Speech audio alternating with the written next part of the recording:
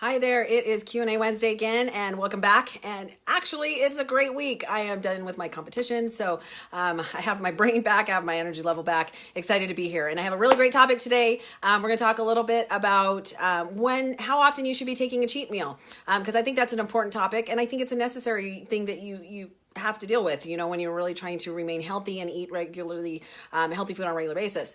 So really quick, first of all, I just want to tell some great people thank you for this last week. I want to tell my family thanks for putting up with me for the last few months. Anyone who has ever competed in anything knows that you can be a little bit of a bear sometimes, and I am no exception.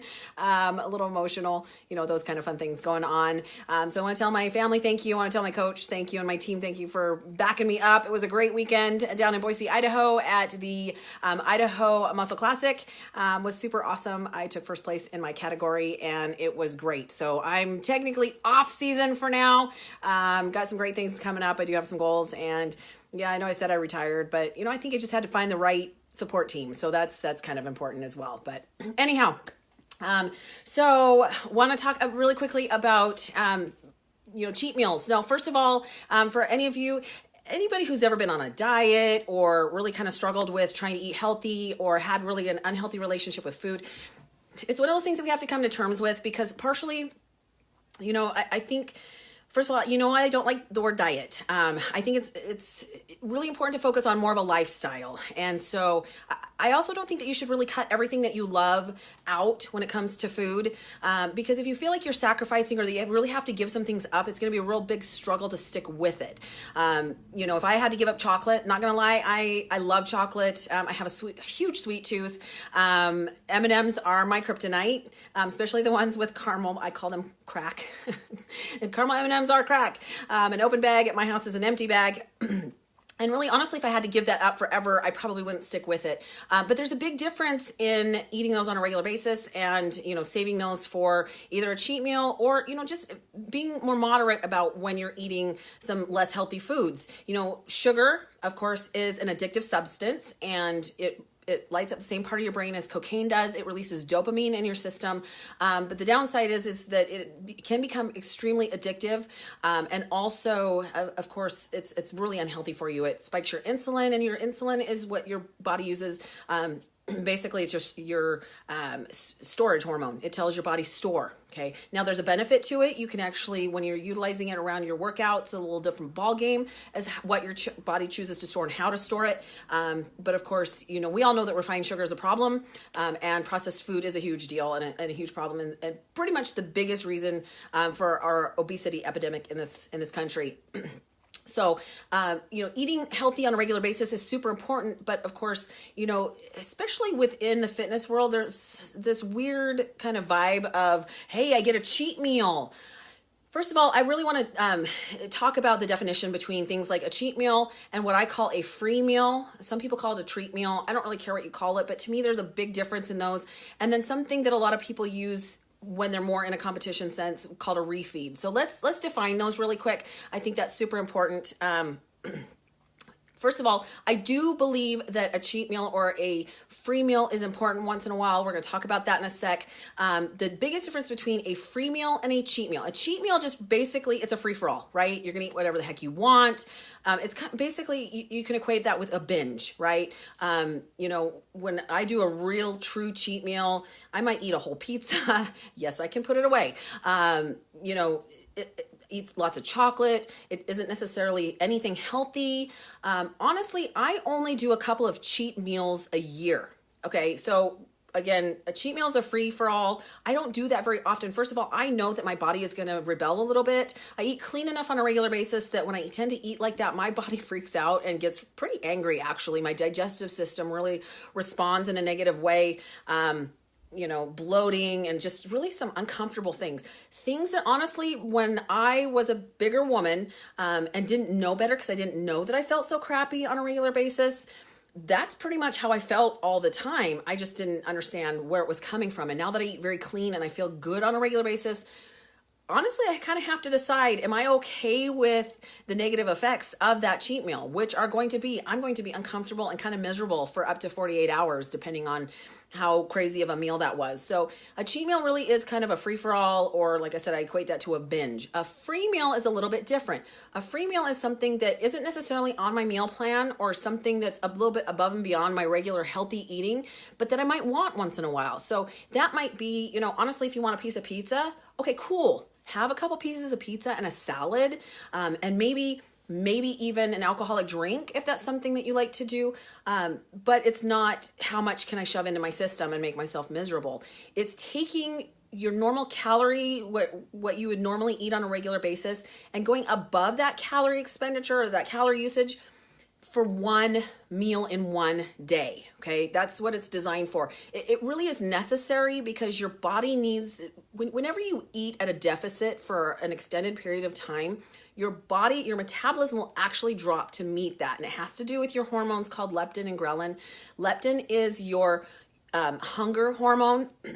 And so when you eat at a deficit, your body kind of responds in a, well, she's not going to feed me as much. So your body slows down, your metabolism slows down to meet that. That's why people who tend to eat really low calorie diets struggle to lose weight at some point, because their body matches that. It's going, well, you know what? She's starving me, so I'm not going to burn fat, right? It really kind of drops to meet that. So by adding, no matter what style of a healthy living, you know, when I lean out, I actually eat at a deficit of calories. And so once in a while, I need to have that extra free meal in order to spike my metabolism and help my body return back to burning fat. So they are necessary. But again, a huge difference between the free meal, which again is eating above and beyond your calories for the day, and a cheat meal, which is kind of, you know, two sheets to the wind. You just eat whatever the heck you want. Now, a refeed's a little bit different from that. And this might be just my opinion, but you know, if you look through the research, it kind of, they might call it something different, but it all leads to the same situation, the same information. A refeed is for somebody who eats very, very low carb, who might do some carb cycling. You know, during the week, if we're going keto, our muscle actually reduces its glycogen stores, which is its ability to utilize nutrients and fill up. You know, sometimes if you're really low carb, you have flat muscle, you struggle to build that pump. So the refeed helps rebuild the glycogen stores in your muscle. Now, to me, a refeed is a prescribed event. It's not, again, it's not a cheat meal. It's highly carbohydrate full, right? Because again, we're trying to return those glycogen stores, but it's very specific. So for me, you know, a refeed might be sushi. It could be a pizza, but again, it's not how much can I shove in my system. It could be a hamburger. That doesn't tend to be as much carbohydrate dense, but it could just even be potatoes or something that's very, you know, high carbohydrate. So again, it's different. Those three different meals or ways to refill yourself are totally different. So here's some benefits of doing, again, I'm going to talk free meal, because to me, a cheat meal, not going to lie, I do a cheat meal for Thanksgiving. You know, the few times I tend to do that in a year would be Thanksgiving, because honestly, I've earned it at that point, you know, and it's the one day that I really enjoy family and I want to eat whatever I want for that meal. But again, I'm going to regret it, or I'm going to feel the effects of it later that day or the following day. And I might do a cheat meal after a competition or something very, very specific. Normally, if I do more than I'm on my meal plan, it is a free meal. So I'm going to really respond more about free meals, because again, there's no loophole. There's no, hey, I'm going to eat really good during the week and then I'm going to eat crap all weekend. Because here's the problem with that. A lot of people undo all the benefits and everything that they've done well during the week. They completely undo it by eating crap all weekend, right? And that can be a problem, and especially if you struggle to keep it under control to one meal, because I'm going to tell you that I'm speaking about one meal a week or one meal in a prescribed time. For some people, they think, okay, well, it's a cheat day. That's a problem. Again, if you're really eating a crazy amount of calories, you're going to undo all the benefits that you've been able to accomplish during the week by eating healthy and exercising. So the goal isn't to undo all of that. It's to, again, have these benefits from the free meal. So here's the benefits we're going to talk about. We talked a little bit about the boost in metabolism, which is absolutely true. It restores your leptin levels, your body's ability to go, oh, you know, I can burn fat as fuel. Part of it too is it can be social. I know that in this day and age, a lot of what we do is wrapped around food. When we go out with friends and family, again, that's why I like Thanksgiving. Not gonna lie, one of my favorite holidays of all time. If you're going out with friends, sometimes it's awkward. And I'm not gonna lie, there's a lot of people and a lot of friends I have that don't invite me out to do anything anymore because half the time I can't, or I'm choosing not to. So once in a while, it's kind of nice to attend a birthday party or go out for a girls' weekend, or, go out for a night on the town with your significant other and be able to eat somewhat normally, right? So that's definitely one of the benefits. There's a huge psychological aspect of this. Part of it being that you do, especially like me, where I tend to eat the same things every day, huge benefit in changing that up, right? It makes us feel, like we're not missing out. It's also a huge benefit not to feel like we're sacrificing, like I said, all the things that we love to eat. There's certain things that I really enjoy. Honestly, I don't get to eat rice cakes very often, and I love rice cakes. So when I add that back to it, I feel like I'm in heaven, right? But yeah, it helps me to keep going. It helps me to stay longer term on my meal plan, depending on what I'm choosing to do at that point. I'm a little different than the average person at this point because I do consider myself an athlete. Now, whether I'm competing and I'm leaning out for a season or whether I am growing, I still don't allow myself to just have complete, whatever. I still eat very specifically because, again, I want my body to respond in a certain way. So, there's a little bit of difference there, but once you learn how to eat healthy, it's best to stay with that. Your body actually likes a schedule. It likes to eat healthy foods. So again, this is a little bit different than what I would do. But considering I do eat the same things on a regular basis, it's the benefit of having those free meals is, especially if I'm eating clean, healthy foods for my free meals, I'm getting some vitamins, minerals, and nutrients I might not get on my regular meal plan. So that is a huge benefit as well, that when you're being really strict on your incoming food, that it kind of switches that up and gives you a little more variety. And we talked about that it can help regulate your hormones, your ghrelin, which is your hunger hormone, and your leptin, which is your satiation hormone, especially when you're eating, especially really low calorie, which I'm not a fan of, because again, low calorie does not necessarily equate to losing weight. And you know how I feel about losing weight. I find it seriously ridiculous.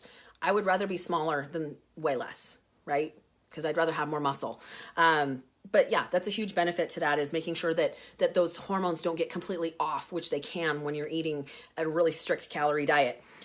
It can also help you break through weight loss plateaus. For somebody who has been very low calorie for a very long time and is really struggling to lose any further, again, your leptin levels have dropped, all your hormones have dropped, your metabolism has dropped. You need to kind of give it that kind of shock in order to get it to get back up there again. And it really does help you stick to long-term goals. To me, I love the anticipation of a free meal or a cheat meal, preferably free meal. Honestly, it's actually more fun than eating it, right? Because I'm thinking, hey, I'm going to have this or I'm going to have that, something that I'm missing. To be honest, usually the anticipation is way more fun than eating it. I've been sorely disappointed in some free and cheat meals in the past, and it's like, well, that wasn't worth it. And here's the deal. If I have to work it off, it better be the most amazing food I've ever had, especially if it's not on my regular meal plan. Because again, if I eat a pizza, I'm gonna have to do some extra cardio or something at some point, depending on what my goals are, in order to work that back off. So hence this weekend, I went, the donut shop shall remain nameless because I still respect them, but I'm not gonna lie, I looked forward to that donut shop for the entire prep. Went and got donuts Sunday morning after my show. And not only did they have very little variety at the donut shop that day, and I'm assuming it's just because it was National Donut Day on Friday, but I was really disappointed in what those donuts tasted like. I didn't even finish what I bought. So again, it better be, I'd rather have some small plates of amazing food than any sort of quantity. Like, to me, that's just not worth it. I don't like buffets. I do not like buffets. Will not do them. Tried a buffet last year in Vegas because, it's supposed to be this amazing situation. Pretty much solidified the fact that I don't do buffets. They just don't work for me. Okay. So tips. Okay, so that's the benefit. So it is important. Now, how often you choose to have a free meal really depends on your goals and even you yourself and how your body responds. I've known people that they can't really do a free meal once a week because it really sets them off. Once they have a taste of things that they don't normally eat, they can't stop themselves, and a free meal turns into a free day, which turns into a complete cheat weekend, and then they're completely derailed. So really it depends on how you respond to that. It depends on what your relationship with food is. For most of my adult life, I've had a very unhealthy relationship with food. And that's, to an extent, I do use at least what I want as a reward, but not as much of a reward. I make myself earn the foods that I want. I don't eat those caramel M&Ms on a regular basis. I wait until after the show or after my goal is finished, and then I have a little bit. Honestly, by the time I'm done with my cheat day or my free meal, I'm so sick I don't want it anymore. So that is another benefit, is that sometimes you remember why you don't eat like that on a regular basis, because again, I don't like how I feel when I'm finished. So again, maybe you have one free meal a week, maybe you have one free meal a month, maybe you save it for very special occasions, which honestly is what I recommend for alcoholic drinks. I don't drink on a regular basis. I usually save it for a very specific situation. But it's up to you and really how you're doing on your goals and what you're trying to accomplish. So tips. So here are my biggest tips on being unridiculous, really using it effectively instead of allowing it to kind of control your life, and using it as a kind of a loophole or a scapegoat to eat whatever the heck you want, because really you can't do that. And like I said, for some of us, it sets us off in a really unhealthy spiral downward. So my first tip is keep it to one meal. I have people say, well, why can't I do a cheat day? Because, you can't do a ton of damage in one meal. Your body really can't absorb everything that you eat in one meal. But if you continue that throughout the day or through a 24-hour period, your body will start to store some of that. So, if you're consistently spiking your insulin by eating refined sugars or excess carbs, you're going to see some negative effects from that situation. So keep it to one meal. And honestly, if you have to time yourself in order to keep it, specific, do it, right? I highly recommend that you go to a specific restaurant and honestly decide what you're already going to have. Don't walk in there and your eyes are bigger than your stomach, and so now you've ordered 5 meals and the whole bread basket, right? Specifically, like, so if I want pizza, I'm going to have 2 slices of pizza, a salad, maybe a glass of wine, or whatever. Honestly, I don't even drink that much anyway, or very often. But to me, that's a free meal. Or, I grew up on grilled cheese sandwiches and tomato soup. Like, to me, that's a great cold weather option. And so once in a while I crave a grilled cheese sandwich. So that would be a great free meal. Again, the entire pizza plus 3 rolls of sushi plus, an entire pint of ice cream. That is not a free meal. That is a cheat meal. So behave, right? I highly recommend also that you do dinner. And the reason is, when you choose breakfast, first of all, it's not as satisfying, I'm going to say, in order to, okay, Lynette says don't go to Costco hungry. Don't go anywhere hungry. Don't go to the grocery store hungry. You'll bring home stuff you regret. But when you choose to use an earlier option in order to fulfill your free meal, what usually ends up happening is you end up allowing yourself more during the day. Same thing with eating your free meal on Fridays. I almost recommend that you do maybe either a Saturday night or a Sunday night. People who tend to do their free meals on a Friday night end up snacking more and kind of allowing themselves a little more leeway during the weekend than people who wait for, say, Sunday dinner, right? That tends to be a better option. I highly recommend that you also do your free meal post-workout. Number 1, because you've been active, so your metabolism's up a little bit higher. And number 2, again, if you've been lifting and you've depleted those glycogen stores, then the extra carbs are just going to fill your muscle. And that's the best option. That way your body's not taking everything you've eaten and storing it in body fat, because of course that's not what we're looking for. Plan it in advance. Plan your schedule, plan what you're going to eat. I know it sounds a little bit ridiculous and a little bit type A. However, you're going to be more focused on what you're eating and sticking with it versus okay, last minute, you just, you bow to peer pressure at the taco shop, and now you've, eaten things you hadn't planned on. It wasn't that great. And now you're kind of regretting the fact that you ate that. So, I like to plan, hey, we're going to go out to dinner on Sunday night. Here's what we're going to have. Here's where we're going. I know exactly what I'm going to have. And it makes it a whole lot easier to stick with it and not go off the deep end. Also, again, remember, it's not a license to go crazy, because again, you can undo everything that you've been working on, even for the last few weeks, if you're not careful. So be more mindful than that. It's not a cheat meal. It's a free meal. If you find that you can't handle it, if you can't handle doing a free meal once a week, like I said, don't do it as often. Maybe plan it once a month or once every other week. I do think it's important to do it. Just make sure that you can handle it. It just depends on the person and your response to it. Know kind of your tolerance to what works for you, right? Don't skip your other meals, okay? Don't spend all day starving and going, okay, well, I'm gonna have my free meal this afternoon, so I'm not gonna eat all day because I don't wanna eat more calories.